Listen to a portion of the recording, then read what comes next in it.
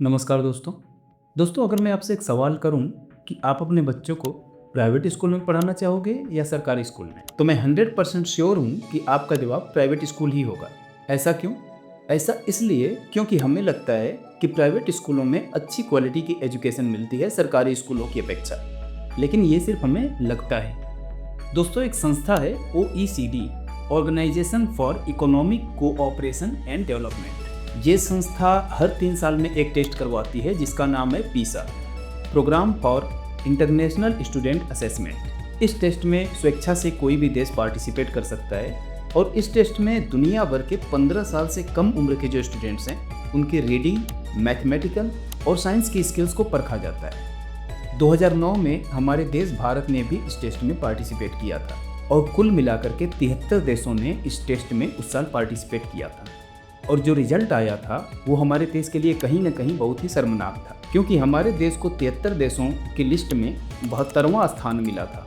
इसका मतलब कि हमारे देश के बच्चे सिर्फ एक देश के बच्चों को बीट कर पाए थे और वो देश था किर्गिस्तान। 2009 के बाद फिर दोबारा हमारे देश ने कभी भी इस टेस्ट में पार्टिसिपेट नहीं किया और कारण आप समझ ही गए होंगे।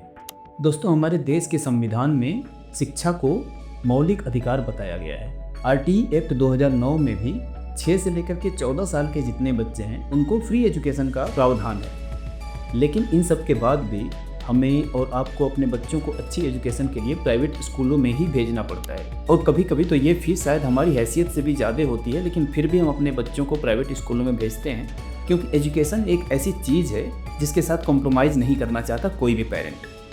क्योंकि हमें पता है कि सरकारी स्कूलों का जो एजुकेशन सिस्टम है उसमें एजुकेशन और सिस्टम दोनों ही चीज़ें मिसी हैं। लेकिन प्राइवेट स्कूल्स की इतनी महंगी फीस देने के बाद भी जब हमारे बच्चे दुनिया के दूसरे बच्चों के साथ compete करते हैं तो उनका हाल कुछ ऐसा होता है जो कि बहुत ही ज़्यादा डिसअपॉइंटिंग है। देश के संविधान में शिक्षा को मौलिक अधिकार बनाने के बाद भी सरकारी स्कूलों की हालत इतनी खराब क्यों है? सरकार क्या जानबूझ करके सरकारी स्कूलों की हालत इसलिए नहीं सुधारती ताकि प्राइवेट स्कूलों के बिजनेस पे कोई बुरा प्रभाव ना पड़े? और आखिर क्यों ये प्राइवेट स्कूल अब एजुकेशन से ज़्यादा अपनी ब्रांड बिल्डिंग और कमाई पे ज़्यादा फोकस करने लगे हैं? इन सारे सवालों के जवाब हम इस वीडियो में जानने की कोशिश करेंगे। इस वीडियो में हम फैक्ट्स और फिगर पे ज़्यादा बात न करते हुए इन सारी प्रॉब्लम्स के पीछे का असली कारण क्या हो सकता है उसे जानने की कोशिश करेंगे और उसका समाधान क्या हो सकता है इस पर भी बात करेंगे। नमस्कार दोस्तों, मेरा नाम प्रदीप है और आपका मेरे चैनल पे स्वागत है। अब आइए बिना कोई देर किए इस वीडियो को शुरू करते हैं। दोस्तों, कभी सरकार ने एक नारा दिया था, पढ़ेगा इंडिया तभी तो बढ़ेगा इंडिया। लेकिन देश से सरकारी स्कूलों की हालत और प्राइवेट स्कूलों की लूट देख कहते तो ये लगता है कि ना कभी पढ़ पाएगा इंडिया और ना ही आगे बढ़ पाएगा इंडिया। दोस्तों, हमारे देश के 90% लोगों की सालाना कमाई का अगर एवरेज देखा जाए तो ये 3 लाख रुपए से भी कम बैठता है और हर इंसान अपने एक बच्चे की पढ़ाई पे अपनी साल की कमाई का लगभग 15% खर्च कर देता है और अगर बच्चे 2 हुए तो ये खर्चा भी डबल। मतलब आपकी कमाई का एक मोटा हिस्सा आपके बच्चों की पढ़ाई में चला जाता है और इसके बाद भी अधिकतर लोगों के मन में ये मलाल रही जाता है कि हम अपने बच्चों को अपने पसंद के स्कूल में नहीं भेज पाए और हमारे बच्चों की पढ़ाई का खर्च हर साल लगभग 12% की दर से महंगा होता जा रहा है। यानी आपकी की गई FD और सैलरी उतनी तेजी से नहीं बढ़ रही है जितनी तेजी से आपके बच्चों के स्कूल की फीस बढ़ रही है। दोस्तों, पहला सवाल तो यही है कि जब RT एक्ट 2009 में बच्चों को फ्री एजुकेशन का प्रावधान है तो इसके बाद भी पेरेंट्स अपने बच्चों को सरकारी स्कूल्स में क्यों नहीं भेजना चाहते? आखिर वो क्यों इतनी मोटी मोटी फीस प्राइवेट स्कूलों को देने के लिए रेडी होते हैं? तो इसका जवाब बहुत सिंपल है। दोस्तों, सरकारी स्कूलों की हालत इतनी ज़्यादा खराब है कि इन स्कूल में पढ़ाने वाले सरकारी टीचर भी अपने बच्चों को इन स्कूल्स में नहीं पढ़ाना चाहते। वो अपने बच्चे को अच्छी एजुकेशन के लिए प्राइवेट स्कूल्स में ही भेजते हैं। इसका मतलब उनको भी अपने पढ़ाने पे पूरा भरोसा है। कई सरकारी स्कूल्स का तो इंफ्रास्ट्रक्चर इतना ज़्यादा खराब हो चुका है कि बच्चे क्लासरूम में बैठ करके पढ़ने से ज़्यादा किसी पेड़ के नीचे बैठ करके पढ़ने में ज़्यादा सुरक्षित महसूस करते हैं। एजुकेशन मिनिस्ट्री की ही एक रिपोर्ट को देखा जाए तो लगभग देश में 1 लाख ऐसे सरकारी स्कूल्स हैं जहाँ पे इलेक्ट्रिसिटी ही नहीं है। 60,000 से ज़्यादा स्कूल्स में पीने लायक पानी नहीं आता। टॉयलेट्स की हालत ऐसी है कि बेचारा बच्चा दिन भर रोक के रख लेगा लेकिन इन टॉयलेट्स में नहीं जाना चाहेगा क्योंकि वो इस्तेमाल करने के लायक ही नहीं है। तो ऐसे में बेचारे पेरेंट्स के पास अपने बच्चों को प्राइवेट स्कूल में भेजने के अलावा कोई ऑप्शन ही नहीं बचता। अब पेरेंट्स की मजबूरी का एक ही कारण है और वो है शिक्षा के मामले में हमारी सरकारों की नाकामयाबी। आरटी एक्ट 2009 में ये तो सुनिश्चित किया गया कि हमारे देश के 6 से लेकर के 14 साल तक के बच्चों को मुफ्त शिक्षा दी जाएगी, लेकिन इस शिक्षा में शिक्षा ही नहीं होगी, ये नहीं बताया गया किसी को। इसी एक्ट में एक रूल ये भी है कि सभी प्राइवेट स्कूल अपने स्कूल की 25% सीटें अपने आसपास के गरीब बच्चों के लिए रिजर्व करके रखी। लेकिन मजाल है कि कोई स्कूल इस रूल को फॉलो कर ले। एनसीपीआर 2022 की एक रिपोर्ट में यह खुलासा हुआ था कि लगभग 18,000 बच्चे पिछले 2 सालों में ऐसे थे जिनको सरकारी स्कूलों में सीटें तो अलॉट की गई थी, लेकिन फिर बाद में उनको एडमिशन नहीं दिया गया था। गरीब बच्चों को अपने स्कूल में एडमिशन न देने का कोई न कोई बहाना ये प्राइवेट स्कूल ढूंढ ही लेते हैं। कभी डॉक्यूमेंट कम बताते हैं, तो कभी पेरेंट्स का इंटरव्यू हो गया, तो कभी ट्यूशन फीस के अलावा बहुत सारी ऐसी फीस उन गरीब बच्चों के पेरेंट्स को बता दिया जाता है कि बेचारे पेरेंट्स खुद ही हाथ जोड़ लेते हैं। अब ऐसा भी नहीं है कि अगर गरीब बच्चों को ये स्कूल एडमिशन दे देंगे तो इनको किसी तरह का आर्थिक नुकसान होगा, क्योंकि इन गरीब बच्चों की फीस सरकार इन स्कूल्स को देती है। गरीब बच्चों को ये प्राइवेट स्कूल अपने यहाँ इसलिए एडमिशन नहीं देते हैं क्योंकि इनको लगता है कि अगर इनके कैंपस में गरीब बच्चे घूमते हुए दिख गए तो इनके स्कूल की इमेज यानी कि ब्रांड वैल्यू पे इसका असर पड़ेगा। अब जो अल्ट्रा रिच लोग हैं वो अपने बच्चों को इन महंगे स्कूल्स में इसलिए भी भेजते हैं क्योंकि अब ये एक स्टेटस सिंबल बनता जा रहा है।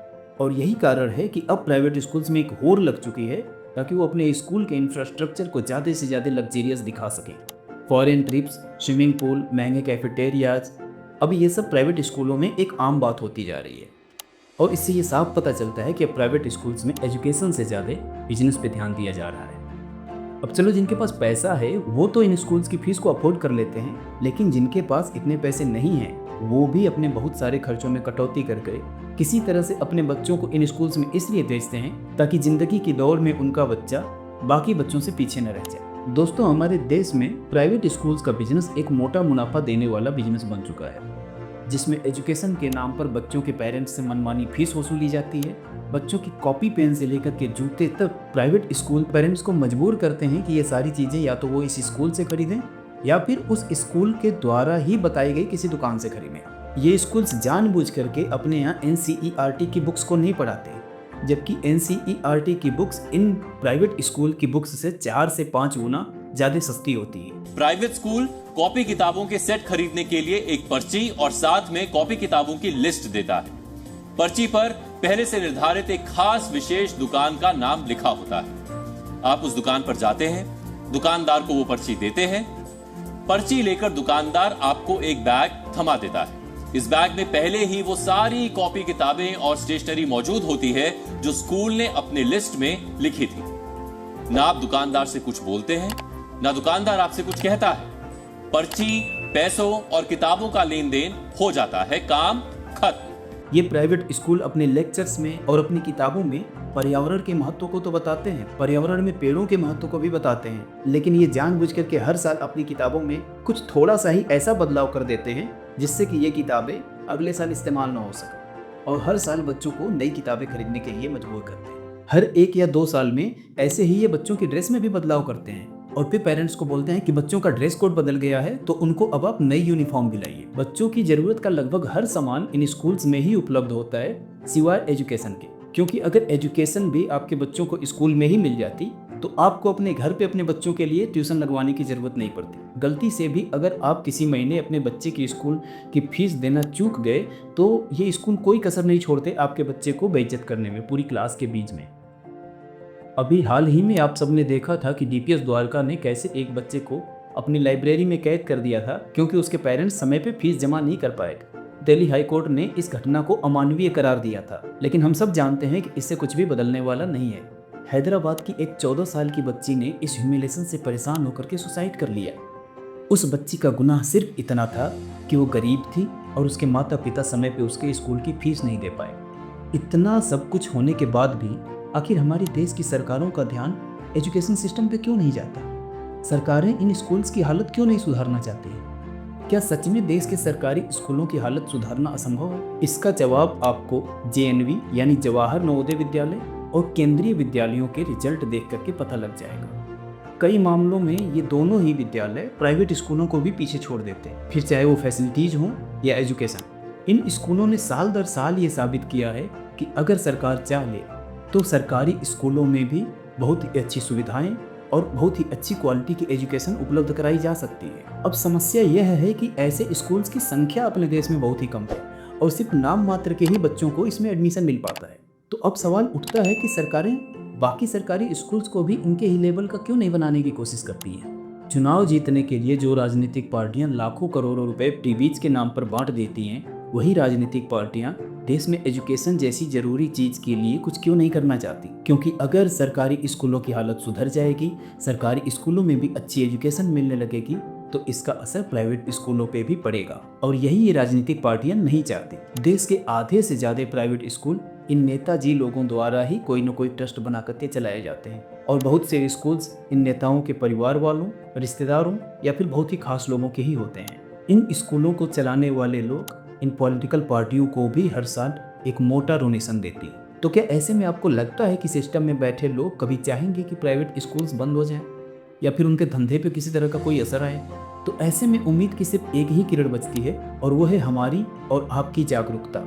दोस्तों, हमें और आपको मिलकर के ये आवाज़ उठानी होगी कि देश के सभी सरकारी स्कूलों में भी नवोदय और केंद्रीय विद्यालयों जैसी सुविधाएं उपलब्ध करवाई जाएं। इन्हीं स्कूलों जैसी एजुकेशन क्वालिटी बाकी स्कूलों में भी सुनिश्चित की जाए। साइंस और मैथ जैसे सब्जेक्ट के लिए पूरे देश में एक सिलेबस किया जाए, चाहे भले ही वो वहाँ की लोकल लैंग्वेजेस में ही क्यों न पढ़ाया जाए। इससे देश भर के सभी बच्चों को कॉम्पिटिटिव एग्जाम्स में एक बराबर का मौका मिलेगा। हम सभी को मिलकर के सरकार से ये मांग करनी होगी कि प्राइवेट स्कूल्स की फीस को नियंत्रण में लिया जाए और पेरेंट्स को ये आज़ादी हो कि वो जहाँ से चाहे वहाँ से अपने बच्चों के लिए किताबें और ड्रेसेस खरीद सकें।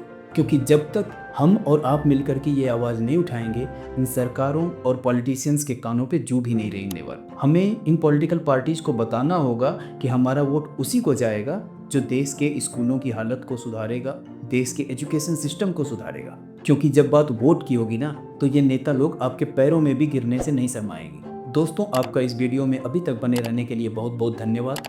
अगर आप मेरी बातों से सहमत हैं तो प्लीज़ इस वीडियो को ज़्यादा से ज़्यादा लाइक करें, शेयर करें और ऐसी ही और वीडियोज़ के लिए इस चैनल को प्लीज़ सब्सक्राइब करें। मिलते हैं अगली वीडियो में, तब तक अपना और अपनों का ख्याल रखिए। जय हिंद।